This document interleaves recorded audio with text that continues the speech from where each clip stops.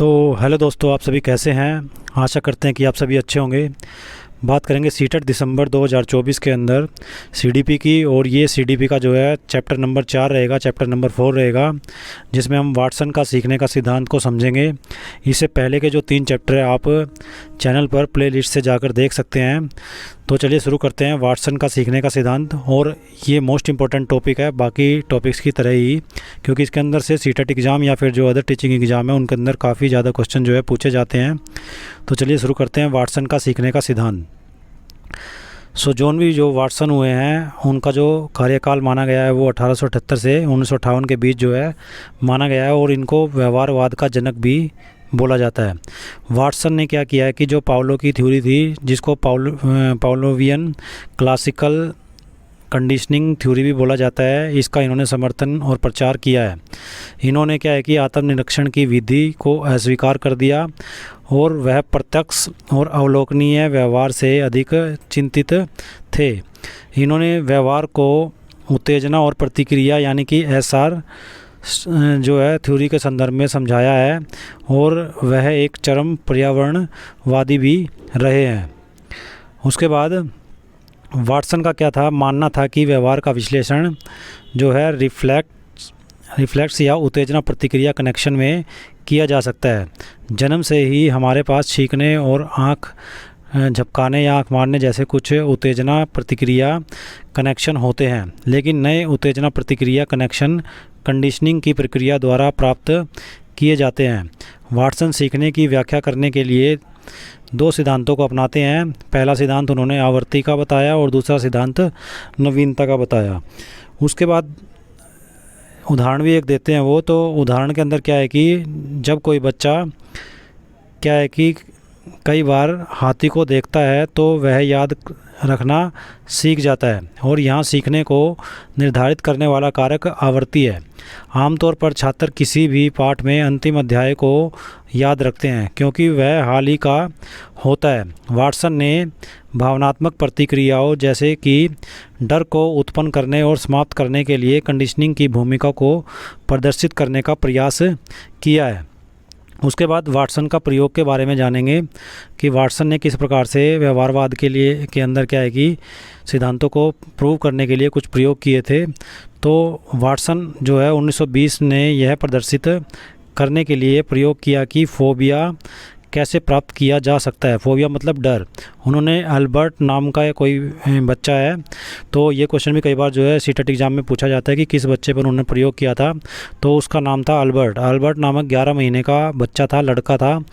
लड़के में मोटापे का फोबिया उन्होंने स्थापित किया। अल्बर्ट को एक रोएदार सफ़ेद चूहे के साथ खेलने की अनुमति दी गई, जिसका उसे क्या है कि मज़ा आया। हर बार जब बच्चा चूहे के पास जाता तो वह एक धातु की पट्टी पर हथौड़े से प्रहार क्या है कि उसके द्वारा किया जाता, जिससे मतलब कि वाटसन के द्वारा किया जाता, जिससे शोर होता। इससे अल्बर्ट चूहे से दूर रहने लगा। अल्बर्ट ने चूहे से क्या है कि डर को सीखा, और शोर डर की बिना शर्त प्रतिक्रिया के लिए एक बिना शर्त उत्तेजना थी। तो इस प्रकार से अल्बर्ट यानी कि 11 महीने के बच्चे के ऊपर वाटसन ने 1920 के अंदर प्रयोग किया था और फोबिया को जाना था। उसके बाद वाटसन के शिक्षण के जो सिद्धांत है, इसके शैक्षिक निहितार्थ क्या हैं, ये किस लिए ज़रूरी है, इसका महत्व क्या है, तो उसके बारे में जान लेते हैं। तो वाटसन और जो पावलो हुए हैं उन्होंने निष्कर्ष निकाला कि सभी प्रकार के जो सीखने की कंडीशनिंग की प्रक्रिया के संदर्भ में समझाया जा सकता है। भय और भय कंडीशनिंग का ही क्या है कि परिणाम है, और शिक्षण अधिगम प्रक्रिया में इन्हें कंडीशनिंग क्या है कि डी कंडीशनिंग किया जाना चाहिए। उसके बाद वाटसन ने सीखने को मनुष्य और पर्यावरण के बीच की अंतःक्रिया के रूप में समझाया। उन्होंने पर्यावरण के महत्व पर अत्यधिक जोर दिया। शैक्षणिक परिवेश में बच्चे को अनुकूल वातावरण क्या है कि दिया जाना चाहिए। ऐसा दोनों ही जो हमारे साइकोलॉजिस्ट हुए हैं वाटसन और पावलो, उनका मानना था। उसके बाद वाटसन के अनुसार क्या है कि सीखना आवृत्ति और नवीनता पर आधारित है, जैसा कि हमने ऊपर भी बात की है, और बच्चे को पढ़ाते समय इन अवधारणाओं पर ध्यान में रखना जरूरी हो जाता है। उसके बाद सीखना प्रयोग के माध्यम से व्यवहार में परिवर्तन करना है और ज्ञान के विकास और व्यवहार के निर्माण के लिए बच्चे को एक विशाल प्रयोग दिया जा सकता है। तो यहाँ से भी क्वेश्चन जो है बहुत बार एग्जाम के अंदर आ चुका है। उसके बाद जॉन बी वाटसन या फिर वाटसोनियन व्यवहारवाद क्या था, उसके बारे में जान लेते हैं। तो जो वाटसन के अनुसार क्या है, व्यवहार की वस्तुएं या तत्व जैसे कि मांसपेशियों की हरकतें, ग्रंथियों का स्त्राव प्राथमिक विषय वस्तु बन गए और व्यवहारवाद अपने पर्यावरण के संबंध में पूरे जीव के व्यवहार से संबंधित थे या संबंधित है। उत्तेजना प्रतिक्रिया परिसरों का विश्लेषण उनके प्राथमिक उत्तेजना और अनुसंधान इकाई में किया जा सकता है ताकि व्यवहार के विशिष्ट नियमों का पता लगाया जा सके। तो ये था वाटसोनियन व्यवहारवाद। उसके बाद व्यवहार के प्रकार कौन से हैं वाटसन के अनुसार, तो वो प्रकार भी हम देख लेते हैं। वाटसन ने 4 प्रकार के व्यवहार जो है समझाए थे। इसमें से भी बहुत ज़्यादा क्वेश्चन जो है एग्ज़ाम के अंदर पूछे जाते हैं, चाहे कोई भी टीचिंग एग्ज़ाम हो। तो इसको भी आपने ध्यान से समझना है और नोट डाउन कर लेना है। तो सबसे पहला जो व्यवहार वाटसन ने बताया वो है स्पष्ट या प्रकट। तो व्यवहार जो सीखा जा सकता है या प्रकट होता है, जैसे कि बात करना, लिखना और खेलना। उसके बाद अंतर्निहित, जिसको गुप्त व्यवहार भी बोलते हैं, उसके बारे में वाटसन ने बताया। तो व्यवहार जो सीखा जा सकता है लेकिन गुप्त है, जैसे दंत चिकित्सक की ड्रिल को देखने के कारण हृदय गति में वृद्धि।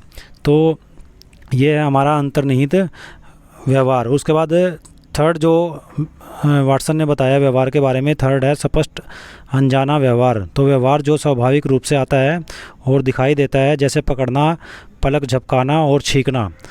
तो ये हमारा है स्पष्ट अनजाना व्यवहार। उसके बाद अंतर्निहित अशिक्षित व्यवहार, ये चौथा व्यवहार जो है वाटसन ने बताया है। तो इसके अंदर क्या है, जो स्वाभाविक रूप से आता है लेकिन दिखाई नहीं देता है, जैसे ग्रंथि स्त्राव या परिसंचरण संबंधी परिवर्तन। तो ये 4 प्रकार के व्यवहार मैं दोबारा रिपीट कर देता हूँ। स्पष्ट व्यवहार, अंतर्निहित जिसे गुप्त व्यवहार भी बोलते हैं, स्पष्ट अनजाना व्यवहार और अंतर्निहित अशिक्षित व्यवहार। और इसके उदाहरण भी हमने साथ में पढ़े हैं, तो इनको भी आप नोट डाउन कर लेंगे और याद करके चलेंगे ताकि एग्ज़ाम में कोई भी क्वेश्चन इससे रिलेटेड आए तो आप आसानी से कर सकें।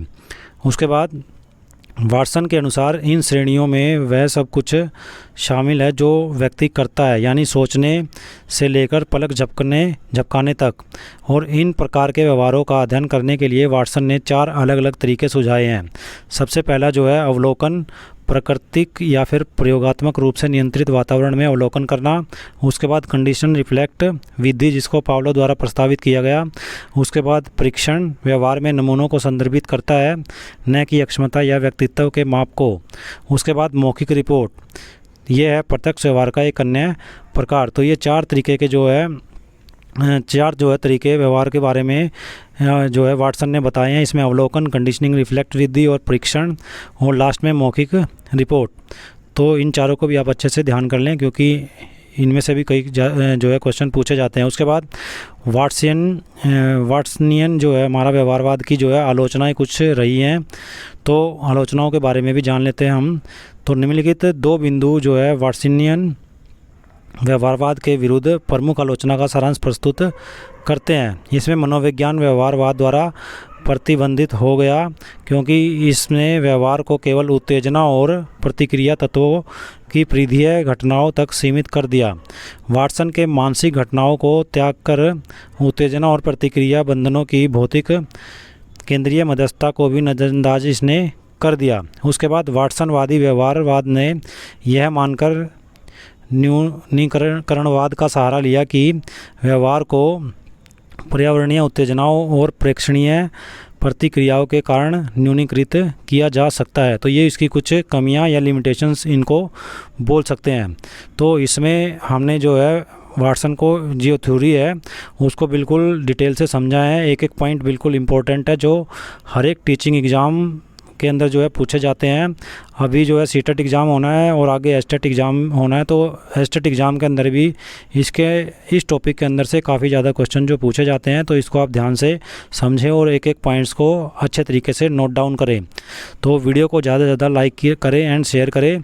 साथ में सीटेट या फिर अदर टीचिंग एग्ज़ाम की तैयारी के लिए चैनल को सब्सक्राइब करें। धन्यवाद।